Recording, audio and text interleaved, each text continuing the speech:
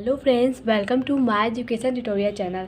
आज हम class 10th NCERT exercise 3.4 पर क्वेश्चन देखेंगे, जो कि हमारा चैप्टर दो चर वाले रैखिक समीकरण युग्म का है। यहाँ पे देखिए, हम क्वेश्चन नंबर 1 सॉल्व करेंगे। क्वेश्चन नंबर 1 क्या कहता है कि निम्न समीकरणों के युग्म को विलोपन विधि तथा प्रतिस्थापन विधि, आपको विलोपन विधि और प्रतिस्थापन विधि से हल करना है, अर्थात दोनों विधि से आपको हल करना है। कौन सी विधि अधिक उपयुक्त है? अधिक उपयुक्त मतलब क्या होता है कि कौन सी विधि आपके लिए सही, मतलब मायने में सही है। तो देखिए, यहाँ पे पहला क्वेश्चन है x + y = 5 दिया गया है, और दूसरा इक्वेशन दिया गया है 2x - 3y = 4। ये आपको दो इक्वेशन दिए गए हैं। इन दोनों इक्वेशनों को पहले आप विलोपन विधि फिर आप प्रतिस्थापन विधि से सॉल्व करेंगे और देखेंगे कि क्या हमारा जो x और y का मान है वो उसमें चेंज आ रहे हैं या नहीं, ये हम देखेंगे। तो देखिए, पहले हम इसे विलोपन विधि से सॉल्व करते हैं। तो विलोपन विधि से कैसे सॉल्व होता है ये हम आपको प्रीवियस वीडियो में बता चुकी हैं कि विलोपन विधि से हम कैसे किसी इक्वेशन को सॉल्व करती हैं। यहाँ पे हम एक बार और आपको क्वेश्चन के माध्यम से बताती हैं। देखिए, ये हमारा दो इक्वेशन है। अब विलोपन विधि से सॉल्व करने के लिए हम क्या करते हैं, यहाँ पे जो हमारा समीकरण 1 है, समीकरण 1 में हम 2 से गुणा करा देते हैं। 2 से गुणा करने पे तो देखिए क्या प्राप्त होता है। हम गुणा इसलिए करा रहे हैं क्योंकि यहाँ पे देखिए 2x है। अगर हम यहाँ पे 2 का गुणा करा देंगे तो ये दोनों वैल्यू कट जाएगी, प्लस माइनस होगी, इसलिए हम यहाँ पे 2 का गुणा करा रहे हैं। देखिए, अब यहाँ पे जब हम 2 का गुणा कराएंगे समीकरण 1 में तो वैल्यू 2x + 2y ये किसकी हो जाएगी, 10 की। क्योंकि हम जो 2 का गुणा कराते हैं ये बस हम इसी वाले में नहीं कराते हैं, हम दोनों पार्ट में 2 का गुणा कराते हैं। तो यहाँ पर जब कराएंगे तो ये आपको मान प्राप्त होगा। तथा दूसरा जो हमारा इक्वेशन हो क्या है, 2x + 3y ये किसके इक्वल है, 4 की। अब इन दोनों इक्वेशन को अगर हम सॉल्व करें, सॉल्व करने का मतलब क्या है कि इसका चिन्ह क्या होता है, चेंज होता है। तो यहाँ पे देखिए, ये प्लस है तो ये चिन्ह क्या हो जाएगा, माइनस होगा। अब यहाँ पे प्लस है तो ये क्या हो जाएगा, माइनस, और यहाँ पे भी प्लस है तो ये वैल्यू क्या हो जाएगी, माइनस। अब देखिए, हम इस चिन्ह को लेके चलते हैं। तो यहाँ पे अगर हम देखिए तो ये 2x - 2x ये क्या हो जाएगा, कैंसिल हो जाएगा। आपका बचा कि यहाँ पे 2y में से अगर 3y को घटाएंगे तो वैल्यू क्या आएगी, -y। और यहाँ पे जब 10 में से 4 जाएगा तो क्या हो जाएगा, 6। और ये जो y का मान हमें प्राप्त होगा कितना आ रहा है, -6। सॉरी, देखिए यहाँ पे हमारा ये गलती है क्योंकि हम यहाँ पे क्वेश्चन में क्या है, ये माइनस है और यहाँ पे हम प्लस लिए हैं। जब यहाँ पे हमारा ये माइनस है और वैल्यू हम क्या कर रहे हैं, सब में घटा रहे हैं, अर्थात यहाँ पे क्या हो जाएगा, माइनस हो जाएगा। अगर ये और देखिए तो यहाँ पे वैल्यू जो हमारी क्या हो जाएगी, ये माइनस है तो ये क्या हो जाएगा, प्लस हो जाएगा। अब यहाँ पे देखेंगे आप कि 2y + 3y तो ये क्या हो जाएगी, यहाँ पे 5y हो जाएगा। और ये किसके इक्वल है, 10 में से 4 जाएगा 6। अब y का जब मान हम आपसे पूछेंगे तो मान यहाँ पे जो आएगा 6/5 अर्थात 6/5। y का जो हमारा मान आया है कितना आया है, 6/5। अब देखिए, x का मान ज्ञात करने के लिए हम कोई भी इक्वेशन, या तो इक्वेशन 1 या तो इक्वेशन सेकेंड में किसी एक में हम y की जगह पे 6/5 रखेंगे, जिससे हमारा x का मान निकल जाएगा। तो यहाँ पे देखिए, हम आपको रख के बताते हैं। y की जगह पे हम क्या रखेंगे, 6/5। तो समीकरण 1 में अगर हम यहाँ पे लिखते हैं, समीकरण 1 में y का मान रखने पर, तो y का जब मान रखेंगे तो यहाँ पे क्या हो जाएगा, x + 6/5 ये किसके इक्वल हो जाएगा, 5 के। अब जब यहाँ पे आप x का मान ज्ञात करेंगे तो क्या हो जाएगा, 19/5 ये आपका x का मान आएगा। हमें जो कि इक्वेशन में ज्ञात करना था, ये हमारा था विलोपन विधि। ये हमारा पहला क्या था, ये हमारा विलोपन विधि था। अब हम ज्ञात करेंगे प्रतिस्थापन विधि से। तो देखिए, इसमें x और y का मान क्या आता है। प्रतिस्थापन विधि में हम क्या करते हैं, दोनों इक्वेशन में से किसी एक इक्वेशन में से x या y का मान ज्ञात करते हैं। अगर देखिए, हमारा जो इक्वेशन 1 है इसमें से अगर हम x का मान पूछे तो आप क्या बताएंगे, यहाँ बताएंगे 5 - y ये आपका x का मान आया। अब ये जो x का मान है अगर हम इक्वेशन 2 में रख दे तो हमें y का मान ज्ञात हो सकता है। तो इक्वेशन 2 में अगर हम x का मान रखेंगे तो वैल्यू यहाँ पे क्या हो जाएगी, 5 - y, x की जगह पे हम x का मान रखें जो हम यहाँ पे ज्ञात किए हैं, -3y किसके इक्वल है, 4 के इक्वल है। जब आप इसे सॉल्व करेंगे, यहाँ पे आप सॉल्व करेंगे तो क्या रहेगा, 2y - 3y ये इक्वल होगा 4 की। सॉल्व करने पे जो हमारा y का मान आएगा वो आया कितना, 6/5। अब देखिए, जो हमारा ये y का मान है अगर हम इसे x के मान में रख दें तो हमारा यहाँ पे x का मान निकल सकता है। तो यहाँ पे अगर हम रखेंगे तो देखिए, y की जगह पे हम 6/5 रखेंगे, तो 5 - 6/5। और जब आप इसे सॉल्व करेंगे तो ये जो वैल्यू आएगी 19/5। अब आप देख रहे हैं अगर विलोपन विधि और प्रतिस्थापन विधि दोनों में कंपेयर करें तो देखते हैं जो हमारा यक्स और वाई का मान है ये दोनों हमारा क्या है, सेम है।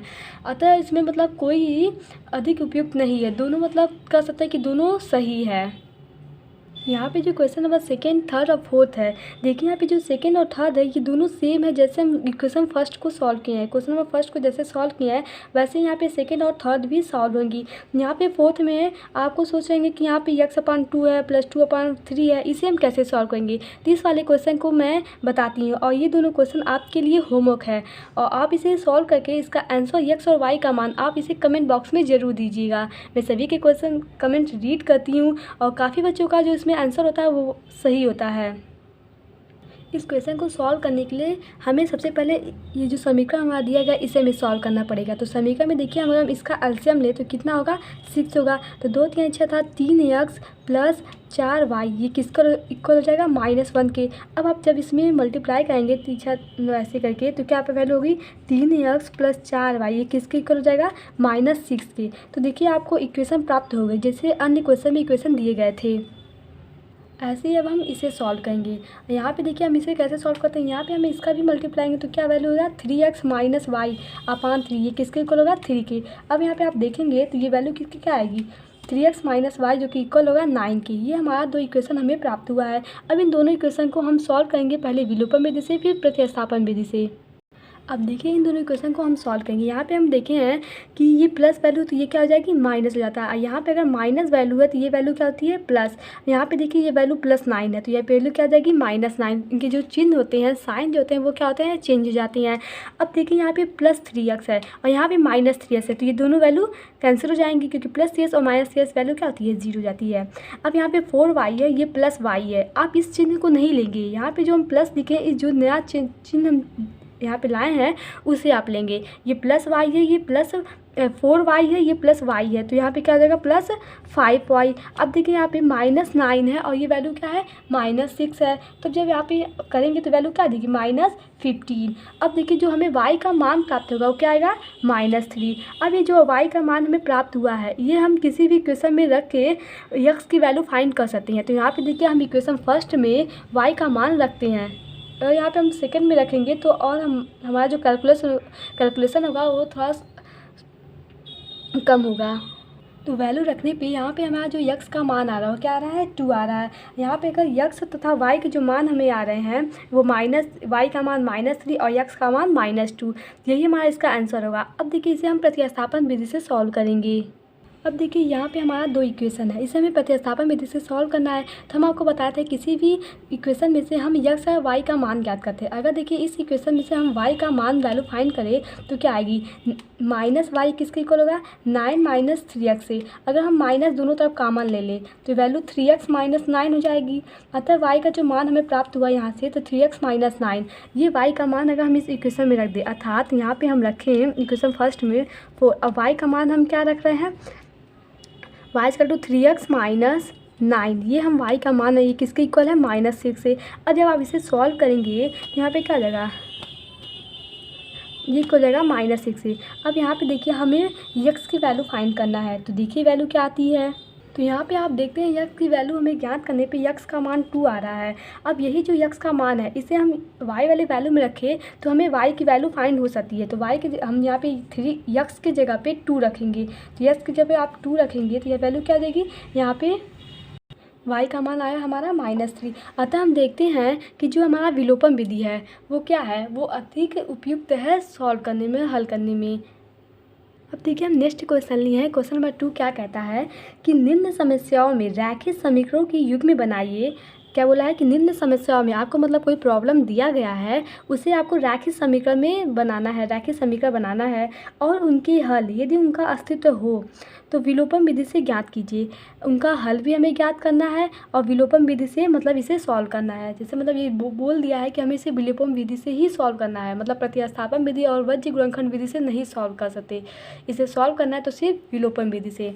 अब देखिए यहाँ पे क्वेश्चन क्या है, यहाँ पे कई क्वेश्चन दिए गए हैं। हम आप को पहला क्वेश्चन बताते हैं। तो पहला क्वेश्चन क्या है कि यदि हम अंश में 1 जोड़ दें कह रहा कि यदि हम अंश में एक जोड़ दें तथा हर में एक घटा दें और हर में क्या करें एक घटा दें तो भिन्न एक में बदल जाती है। तो जो भिन्न है हमारे, जो भिन्न हम माने हैं वो क्या होती है, एक में बदल जाती है।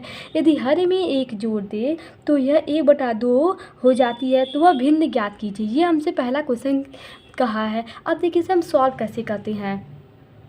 देखिए यहाँ पे हम मानेंगे कि माना हर जो है वो हमारा y है तथा अंश जो हमारा यक्स है। अतः जो हमारा भिन्न हुआ, भिन्न यक्स अंश बटा हर होता है, तो अंश हम माने हैं यक्स है और हर जो हम माने हैं वो क्या है, हमारा y है। अब देखिए क्वेश्चन क्या कहता है। क्वेश्चन ये कह रहा है कि अंश में हम एक जोड़ दें और हर में एक घटा दें। तो अंश में जब आप एक जोड़ेंगे, क्योंकि अंश यही हमारा यक्स में हम एक जोड़े और हर में एक क्या करें, घटा दें। तो हर हमारा क्या है, y में से अगर हम एक घटा दें तो जो वैल्यू आएगी ये किसके इक्वल जा रही है, वैल्यू 1 के इक्वल जा रही है।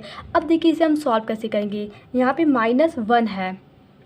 अब देखिए इसे हम सॉल्व करने के लिए क्या करते हैं, गुणा कराते हैं। तो गुणा मतलब x + 1 ये किसके इक्वल हो जाएगा, y - 1 के। अब यहाँ पे अगर हम एक इक्वेशन बनाना चाहें अर्थात x - y किसके हो जाएगा, -1, ये वैल्यू -1। तो x - y ये इक्वल हो जाएगी -2 के। हमें एक इक्वेशन यहाँ पे प्राप्त हो रहा है जो हमसे क्वेश्चन में कहा गया था रैखिक समीकरण बनाने के लिए। तो ये हमारा एक रैखिक समीकरण बन गया। अब जो सेकेंड इसका कंडीशन बोला है कि यदि हर में एक जोड़ दे तो यह 1/2 हो जाती है। तो देखिए उसके लिए हम क्या करते हैं, कह रहा कि हर में एक जोड़ दे।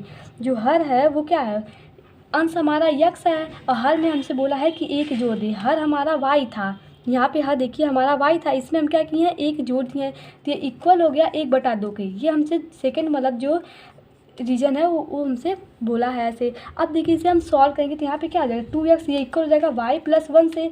अब 2x - y ये किसका होगा, 1 के। ये इक्वल होगा 1 के। यही हमारा जो इक्वेशन सेकंड बनेगा। ये हमारा क्या है, रैखिक समीकरण मतलब इसका है इक्वेशन सेकंड। अब इक्वेशन 1 और इक्वेशन सेकंड को हमें विलोपन विधि से सॉल्व करना है। यहाँ पे सबसे पहले बोला था कि रैखिक समीकरण बनाना है, तो यहाँ पे हम रैखिक समीकरण बना चुके हैं।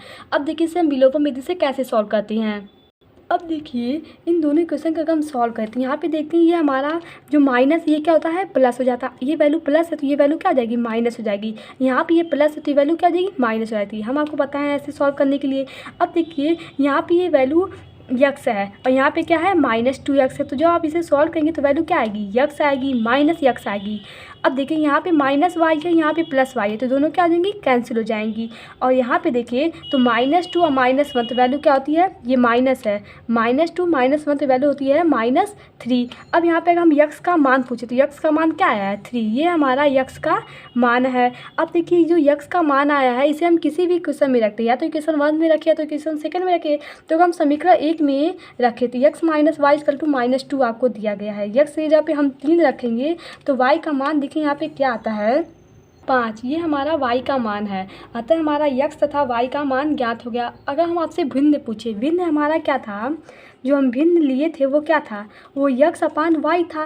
तो x की जगह पे हम क्या रखे, 3 और y की जगह पे 5। ये हमारा भिन्न 3/5 प्राप्त होगा।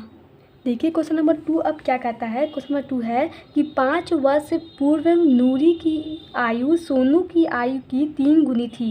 मतलब कह रहा है कि 5 वर्ष पूर्व जो नूरी की आयु की थी वो सोनू की आयु की 3 गुनी थी। 10 वर्ष पश्चात, फिर कह रहा है कि 10 वर्ष पश्चात नूरी की जो आयु सोनी की आयु की 2 गुनी हो जाएगी। ये मतलब कह रहा है नूरी और सोनू की आयु ज्ञात कीजिए। यहाँ पे नूरी वर्ड नहीं होना चाहिए, कोई और वर्ड होता तो अच्छा रहता, नूरी। अब देखिए चलिए इसे हमें सॉल्व करना है। हम कैसे इसे सॉल्व करते हैं। देखिए यहाँ पे हम मानेंगे कि हमारा जो नूरी की वर्तमान आयु है वो क्या है, x वर्ष है, और सोनू की जो वर्तमान आयु है वो हम y वर्ष मानेंगे। अब देखिए क्वेश्चन हमसे क्या कह रहा था, क्वेश्चन ये कह रहा था कि 5 वर्ष पहले नूरी की आयु, 5 वर्ष पहले नूरी की आयु पूछ रहा था आपसे। तो नूरी की आयु का 5 वर्ष पहले है,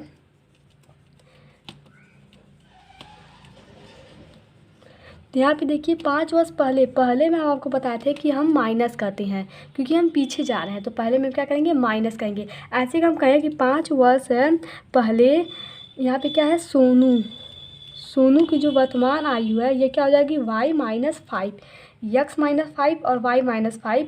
ये 5 वर्ष पहले नूरू और सोनू की वर्तमान आ जाएगी। अब देखिए क्वेश्चन में बोला था कि नूरी की आयु सोनू की आयु की 2 गुनी हो जाती है। इसके पहले बोला था कि नूरी की आयु जो है सोनू की आयु की 3 गुनी थी, 3 गुनी थी। तो यहाँ पे देखिए जो सोनू की आयु है, सोनू की आयु क्या है, x-5 है। ये नूरी की आयु है, ये किसके इक्वल हो जा रही है, सोनू की आयु की 3 गुनी, अर्थात y-5। ये सोनू की आयु थी उसका 3 गुना। ये हमारा एक मतलब बन रहा है इक्वेशन के रूप में। अब जब इसे आप सॉल्व करेंगे तो यहाँ पे आप देखिए इसे सॉल्व करने पे क्या आता है, 3y माइनस, यहाँ पे वैल्यू क्या जाएगी -15। सॉल्व करने पे देखिए हमारा एक इक्वेशन बनता है x-3y जो कि इक्वल है -10 के। इसे हम इक्वेशन 1 माने हैं। अब जो हमारा सेकंड कंडीशन था कि सेकंड कंडीशन ये था कि 10 वर्ष बाद जो नूरी की आयु है वो सोनू की आयु की क्या थी, 2 गुनी हो जाती है। तो देखिए हम 10 वर्ष बाद का निकालना है, क्योंकि हम यहाँ पे पहले में क्या किए हैं, x-5 किए हैं। अगर हम बाद का पूछे तो यहाँ पे क्या हो जाएगा, x+5 हो जाएगा। तो देखिए इसे हम कैसे, ये हमारा इक्वेशन फर्स्ट है। आप देखिए इक्वेशन सेकेंड हम कैसे ज्ञात करते हैं। अब देखिए 5 वर्ष बाद जो नूरी की आयु हो जाएगी x+5 तथा 5 वर्ष बाद सोनू की जो आयु हो जाएगी y+5 हो जाएगी। अब इसमें जो हमारा प्रश्न था क्या बोला था कि यहाँ पे 5 नहीं है, मतलब 10 वर्ष बोला था, क्योंकि क्वेश्चन में हमें 10 वर्ष बोला गया था। अर्थात यहाँ पे x+10 ये किसके इक्वल हो जाएगा, 2 ब्रैकेट में y+10 के। अब जब इसे आप सॉल्व करेंगे, यहाँ पे आप सॉल्व कीजिए तो x+10 ये होगा 2y+20। तो यहाँ पे x-2y ये किसका इक्वल हो जाएगा, यहाँ पे 10 के। ये जो हमारा बनेगा इक्वेशन, ये हमारा इक्वेशन सेकेंड होगा। अब देखिए इक्वेशन 1 और इक्वेशन सेकेंड को विलोपन विधि से सॉल्व करना है। तो विलोपन विधि से सॉल्व करने के लिए हम देखिए क्या करते हैं, उसमें ये हमारा इक्वेशन है, इसे हम विलोपन विधि से सॉल्व करना है। यहाँ पे देखिए ये प्लस है तो ये वैल्यू क्या हो जाएगी माइनस, और यहाँ पे माइनस है तो ये प्लस, और यहाँ पे देखिए ये वैल्यू प्लस है तो ये वैल्यू क्या हो जाएगी माइनस। अब देखिए प्लस माइनस कैंसिल हो जाएगा। यहाँ पे क्या है 3y+2y अर्थात -y, और यहाँ पे देखेंगे तो -20, क्योंकि -10 और -10 क्या होता है, -20 होता है। ये वैल्यू माइनस है। तब हम y का मान पूछेंगे, यहाँ पे क्या आ रहा है y का मान 20। ये हमारा y का मान निकल गया। अब y का मान हम किसी भी इक्वेशन में पुट करें तो हमारा x का मान निकल सकता है। तो देखिए यहाँ पे हम x का मान कैसे निकालते हैं। ये हमारा x का मान 50 निकला है तथा y का मान 20। तो हम देखें अगर जो नूरी की वर्तमान आयु थी क्या थी, x हम क्या माने थे, x हम माने थे नूरी की वर्तमान आयु, और y क्या माने थे हम, सोनू की वर्तमान आयु। तो ये हमारा जो सोनू की वर्तमान आयु होगा 20 और ये नीरू की वर्तमान आयु 50 होगा। ऐसे ही हम अन्य क्वेश्चन भी सॉल्व करेंगे।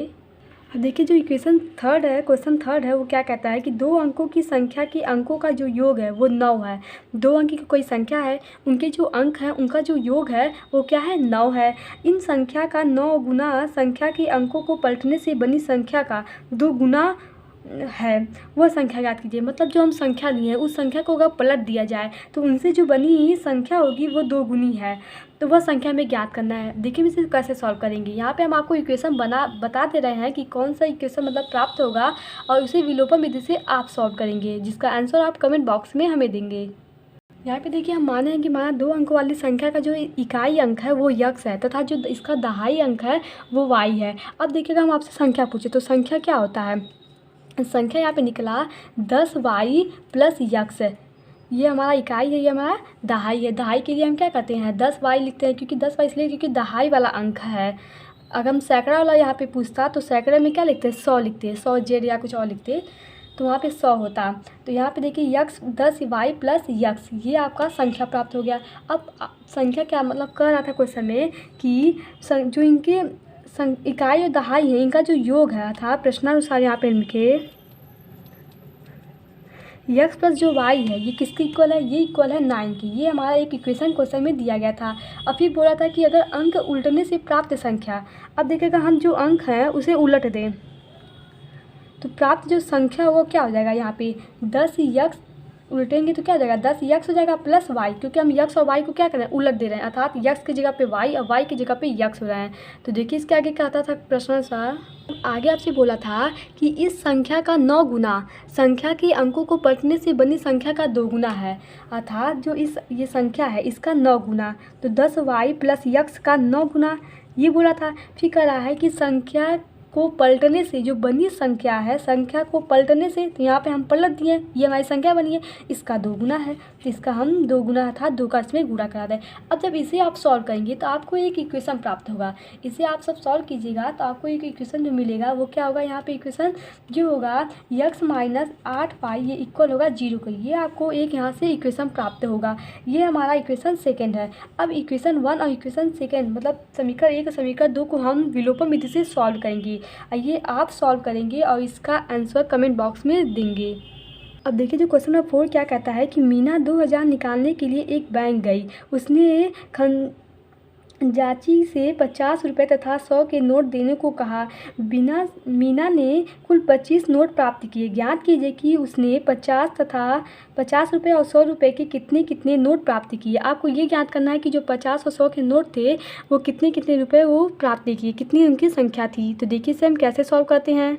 यहाँ पे देखिए हम मानेंगे कि 50 के नोटों की जो संख्या है वो x है तथा 100 के नोटों की जो संख्या है ये y है, ये हम मानेंगे। अब देखिए उसके पास कुल टोटल जो नोट थे वो 25 थे। तो बोली ना कि मीना के पास कुल कितने हैं, 25 नोट हैं, अर्थात x प्लस y जो है वो 25 के इक्वल है, क्योंकि x नोट कुछ होंगे 50 के और y नोट कुछ होंगे, ये हमें नहीं मालूम है, इसे हमें ज्ञात करना है। अब दूसरा इक्वेशन क्या कहता था, दूसरा इक्वेशन ये है कि जो 50 के नोट कुछ होंगे प्लस 100 के नोट कुछ होंगे, ये इक्वल है। टोटल उसके पास उसने कितने अकाउंट से निकाले, उसने कुल 2000 रुपये अपने बैंक से निकाले। तो 2000 रुपये निकाल रहे हैं, ये इक्वल किसके है, तो मतलब संख्या कुछ भी यहाँ पे हो सकती है।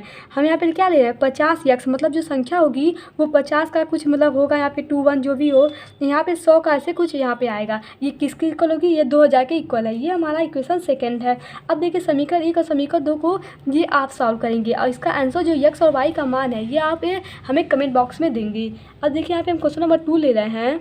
देखिए यहाँ पे क्वेश्चन नंबर 5 क्या कहता है कि किराए पर पुस्तकें देने वाले किसी पुस्तकालय का प्रथम 3 दिनों का एक नियत किराया है तथा उसके बाद प्रत्येक अतिरिक्त दिन का अलग अलग किराया है। सरिता ने 7 दिनों तक एक पुस्तक रखने के लिए 27 अदा किए, जबकि सुशी ने एक पुस्तक 5 दिनों तक रखने के लिए 21 रुपये अदा किए। नियत किराया तथा प्रत्येक अतिरिक्त दिन का किराया ज्ञात कीजिए। अब देखिए इसे हम कैसे पहले इक्वेशन बनाते हैं इसका। यहाँ पे हम मानेंगे कि माना स्थिर किराया जो प्रथम 3 दिन के लिए है वो x रुपये है तथा आगे के लिए प्रतिदिन y रुपये है। अब देखिए क्वेश्चन क्या कहता है, देखिए हमसे अब क्वेश्चन बोला था कि सरिता ने 7 दिनों तक पुस्तक रखने के लिए 27 रुपये अदा किए। 7 दिन तक है तो प्रतिदिन की हम संख्या क्या माने हैं, y माने, अर्थात हमारा ये वैल्यू क्या हो गया 7y हो गया। और यहाँ पे देखिए हम x क्यों ले रहे हैं, क्योंकि बोला इसमें कि जो हमारा स्थिर किराया है, मतलब जो वहाँ पे स्थिर किराया है वो आपको देना ही देना है चाहे कुछ भी हो, तो यहाँ पे हम उसे लिए हैं x। अब देखिए यहाँ पे 7 नहीं होगा क्योंकि सभी बच्चे यही गलती करते हैं, यहाँ पे वैल्यू क्या लेते हैं, यहाँ पे 7 लेते हैं, जो कि 7 नहीं होगा क्योंकि बोला सिर्फ 3 दिन के लिए स्थिर किराया है, अर्थात जो हमारा यहाँ पे x का मान है वो 3 दिन के लिए है। तो हम 7 दिन का दे रहे हैं, मतलब सरिता 7 दिन का दे रही है, अर्थात वो प्रतिदिन का जो किराया दे रही है वो 4 दे रही है, क्योंकि 7 में से हम 3 घटाएंगे तो वैल्यू क्या आएगी 4 आ गया था। यहाँ पे जो होगा हमारा 4y होगा। ऐसे ही यहाँ पे वो 5 दिन के लिए मतलब सूर्य का रहते तो 5 दिन के लिए नहीं होगा क्योंकि 3 दिन हम दे रहे हैं, अर्थात बचा क्या 2 दिन। 3 दिन के लिए हमारा x रुपया फिक्स है, इसे हम दे रहे हैं। तो ये हमारा एक नया इक्वेशन बनेगा समीकरण 1 और समीकरण 2, जिसे आप इक्वेशन सॉल्व करेंगे और इसका आंसर आप कमेंट बॉक्स में देंगे हमें। Thank you watching my this video. हमारे चैनल को लाइक कीजिए, सब्सक्राइब कीजिए और शेयर कीजिए जिससे सभी के पास ये वीडियो पहुंच सके।